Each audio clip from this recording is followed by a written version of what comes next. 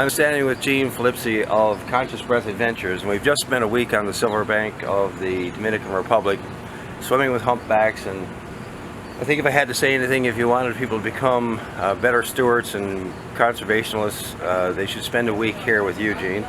You can certainly inspire people to be better stewards of the environment and just be inspired by whales in general.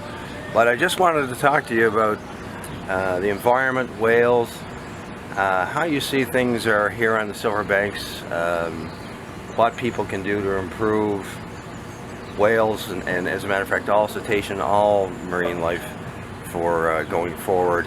And I think people need encouragement, need to hear good news about different things, but the small changes they can make in their daily lives to better the world and better the environment.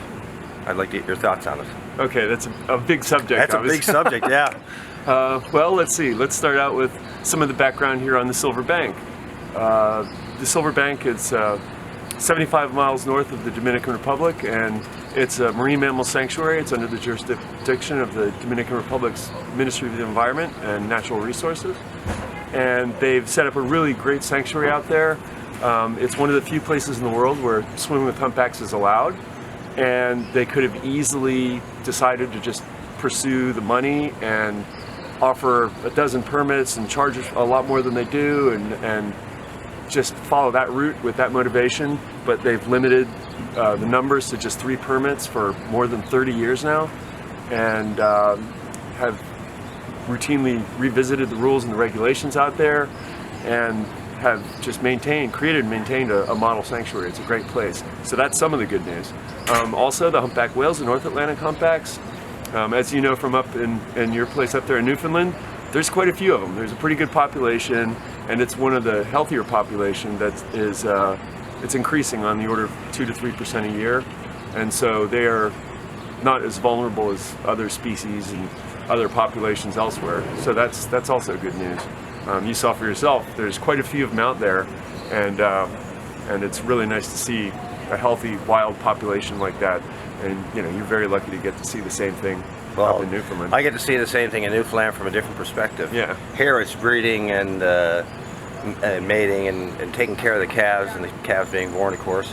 Well, up where I am, it's basically feeding. The behavior is different, and I'm glad to get down here to see how it is different and how I can explain it to my guests. As a matter of fact, a lot of the things I've learned from you, this is my second time with you, that I share with my guests, and there's a different take because I do know what goes on down here, and I do know whale behavior, how it's exhibited here, what it means up there, what it means here.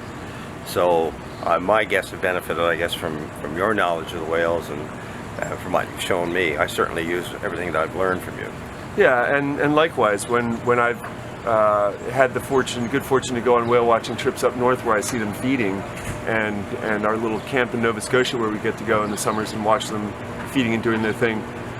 What's going on down here is just half of the life cycle. I mean, it's an important part, it's the breeding part, but without the feeding part, none of that would happen. And so it's really great to be able to tie the two halves together to give our guests, your guests, a more complete and well-rounded picture of their entire life cycle. Absolutely, absolutely. I've enjoyed my second time here with you. I'm going to get back here again with you, I'm sure. I encourage anybody that has the time or the opportunity to come down here and spend some time with Gene offshore and get to swim on the Silver Banks with the humpbacks. Gene also does swimming with dolphins. You still do that? I'm not doing that so much at this time. I did that for many, many years. Right. In the Bahamas before even I knew the Silver Bank even existed. Wow. But right now, that's not a trip that I'm currently offering. But it is one that you offered in the past that was quite successful, yeah. That's something that I guess we need to encourage more, swimming with live animals in the wild, and not even so much swimming, but experiencing them in the wild more so than captured in captivity. Yeah, I'm really dead set against that. There's no good take on that, whether they're born in activity or whether they're captured and then put in captivity. It's certainly not a good no, I actually saw a headline just last night. I just was skimming some headlines and saw something to the effect that there's an organization that is selected a cove up in Nova Scotia Oh, yeah. as a place where they're going to try to set up a sea pen for captive belugas that can live out the rest of their natural lives in this area. And that's all. I only had a chance to just sort of skim the first paragraph, but that was encouraging. I think Actually, there should be more of that. we get this occasionally a baby beluga up our way that's has drifted from its mother, and that doesn't bode well for them. That would even be an opportunity to sort of capture them and put them in an environment that they can grow instead of being susceptible to all the dangers that a baby beluga's hat stands to when it's in the wild. So I wanted to thank you for taking your time to talk with us and just impart some of your experiences with us.